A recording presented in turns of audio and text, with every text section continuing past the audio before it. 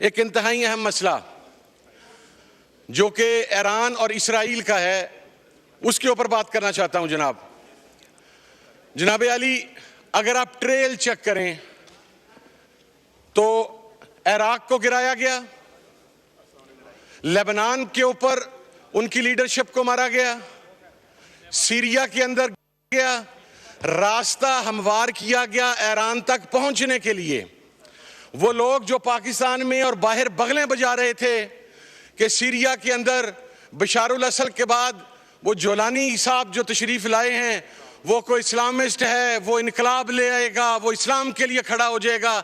आज वही जोलानी अपनी अब अगर ईरान खुदा न खास्ता तेहरान फॉल करता है तो आप उनके जो स्ट्रेटेजिस्ट हैं उनकी गुफ्तगू चेक कीजिए कि अगली बारी पाकिस्तान की है खाकम बदहन। हम इस ट्रेल को नहीं समझ रहे। मैं तो ये कहता हूं, वो जो कहते हैं we are the chosen ones, those bloody chosen ones are running like chickens right now.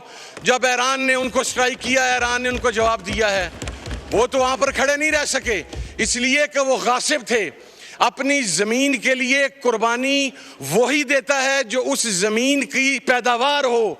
फलस्तीनी cut गए, मर गए, शहीद हो गए, 60,000 शहीद कर दिए गए, लेकिन आज भी फलस्तीनी अपना एरिया छोड़ने के लिए तैयार नहीं है। तो एरिया उनका था और इसराइल गासिब था। हम ये कहते हैं, और जनाब स्पीकर, ये बात करने में कोई दो राय नहीं है कि कौन इस्तेमाल हो रहा है ईरान के खिलाफ।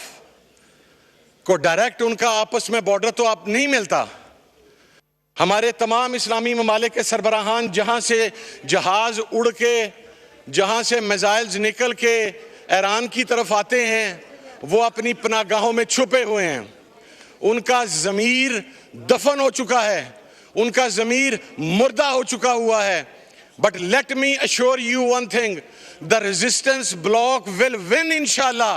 रेजिस्टेंस जीतेगी, ईरान जीतेगा। जनाब अली, एक जी मैं खान साहब की ट्वीट का भी अभी जवाब देता हूं, बेफिक्र रहें। यहां पर मजदूर मर जाए तो खान साहब, यहां पर किसान मर जाए खान साहब। अल्हम्दुलिल्लाह वकफा बजट पे बहस हो रही है, ये प्लीज नबी मोहम्मद साहबी अजमाइन। अम्मा बाद फ़ाउज़ु बिल्लाहि मिनश शैतानिर रजीम, बिस्मिल्लाहिर रहमानिर रहीम। बहुत शुक्रिया जनाब डिप्टी स्पीकर। सर, मैं बजट के ऊपर क्या बात करूं कि किसी भी तरक्की पजीर मुल्क के लिए सबसे इम्पॉर्टेंट चीज़ उसकी हेल्थ और उसका एजुकेशन होता है। लेकिन हमारी हुकूमत ये बतलाने में नाकाम है कि हेल्थ और एजुकेशन के लिए क्या रखा गया है। यहाँ पर ईद उल अज़हा की आलाइशें उठाने के लिए तो 30-30 अरब मांगे जा रहे हैं, लेकिन हेल्थ और एजुकेशन दोनों मुकम्मल इग्नोर हो चुके हैं। इसी तरीके से अगर आप एग्रीकल्चर सेक्टर की तरफ आएँ तो बातें तो बहुत हैं सर, लेकिन कहने की बात यह है कि जिम्मेदार उसकी पूरी साल का इन्हिसार एक गंदम की फसल की आमदन के ऊपर होता है सर। वो पूरा साल अपना बीज भी उधार लेता है, DAP भी उधार लेता है, अपने घर के मामलात भी उधार चलाता है, और उसके बाद जब गंदम की उसको जायज़ आती है तो उसमें से वो अपने पूरे साल के उधार पूरे करता है। लेकिन यहाँ पर तो जिम्मेदार की फसल 1800-1900 रुपए के अंदर गलती रही तो वो अब क्या करेगा। हमारे तो जो गोल्स हैं, आप यूनाइटेड नेशन के मिलेनियम गोल्स पढ़ें, 1999-2000 के अंदर यह बात कही गई थी कि पाकिस्तान वर्स्ट इफेक्टिव में होगा क्लाइमेट चेंज के अंदर। लेकिन सिवाय इमरान खान के क्लाइमेट चेंज के किसी ने क्या किया? मजदूर के लिए क्या किया? हारी के लिए क्या किया? टेक्सटाइल के लिए क्या किया? पैकिंग इंडस्ट्री के लिए क्या किया? पावर लूम्स के लिए क्या किया? तो मैं ये समझता हूं कि ये बजट नहीं था, ये पाकिस्तान के लोगों के कत्लेआम की एक दस्तावेज थी जो उस दिन पढ़ी गई यहाँ पर वजीर खजाना की तरफ से। और बजट पर बात करते हुए, अभी तो सर आपका रावल डैम खुश्क हो गया, आप चंद दिनों में चेक कीजिएगा इस्लामाबाद में पानी का बहुत तरफ बहरान। हम जो शादियाने बजा रहे हैं कि हमने ये कर दिया, हमने वो कर दिया, हमने खाने खा लिए, हमने इस तरह कर लिया, जब पाकिस्तान अगले 5 साल के अंदर ग़ज़ाई बहरान में टॉप 5 अफेक्टिव कंट्री के अंदर होगा, हमारी क्या पॉलिसी है उस हवाले से कोई पॉलिसी इस बजट के अंदर नजर नहीं आई। तो बजट के मेरे तमाम ऑनरेबल कोलीग्स जो हैं उसका पोस्टमार्टम कर चुके हैं, लेकिन मैं एक इंतहाई अहम मसला जो कि ईरान और इसराइल का है उसके ऊपर बात करना चाहता हूं। जनाब अली, अगर आप ट्रेल चेक करें तो इराक को गिराया गया, लेबनान के ऊपर उनकी लीडरशिप को मारा गया, सीरिया के अंदर गया, रास्ता हमवार किया गया ईरान तक पहुंचने के लिए।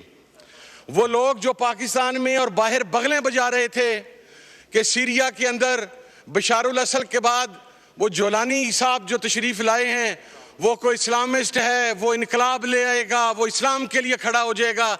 आज वही जोलानी अपनी अब अगर ईरान खुदा न खास्ता तेहरान फॉल करता है तो आप उनके जो स्ट्रेटेजिस्ट हैं उनकी गुफ्तगू चेक कीजिए कि अगली बारी पाकिस्तान की है खाकम बदहन। हम इस ट्रेल को नहीं समझ रहे। मैं तो ये कहता हूं, वो जो कहते हैं we are the chosen ones, those bloody chosen ones are running like chickens right now.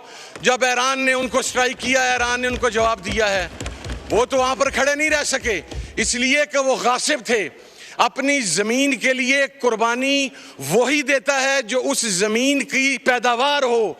फलस्तीनी cut गए, मर गए, शहीद हो गए, 60,000 शहीद कर दिए गए, लेकिन आज भी फलस्तीनी अपना एरिया छोड़ने के लिए तैयार नहीं है। तो एरिया उनका था और इसराइल गासिब था। हम ये कहते हैं, और जनाब स्पीकर, ये बात करने में कोई दो राय नहीं है कि कौन इस्तेमाल हो रहा है ईरान के खिलाफ। को डायरेक्ट उनका आपस में बॉर्डर तो आप नहीं मिलता। हमारे तमाम इस्लामी ममालिक के सरबराहान जहां से जहाज उड़ के, जहां से मिसाइल्स निकल के ईरान की तरफ आते हैं, वो अपनी पनागाहों में छुपे हुए हैं। उनका ज़मीर दफन हो चुका है, उनका ज़मीर मुर्दा हो चुका हुआ है। But let me assure you one thing, the resistance bloc will win इंशाल्लाह। रेजिस्टेंस जीतेगी, ईरान जीतेगा। जनाब अली, एक जी मैं खान साहब की ट्वीट का भी अभी जवाब देता हूं, बेफिक्र रहें। यहां पर मजदूर मर जाए तो खान साहब, यहां पर किसान मर जाए खान साहब।